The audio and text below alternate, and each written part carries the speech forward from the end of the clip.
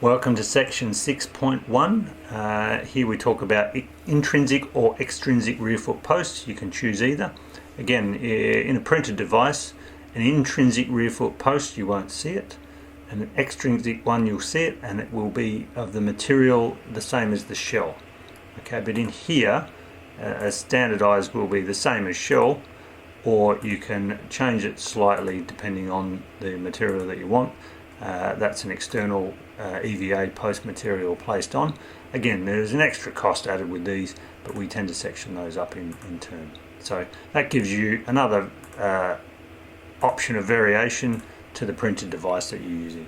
Again, intrinsic, extrinsic, and the post material that you want. Fairly simple and straightforward. See you next time.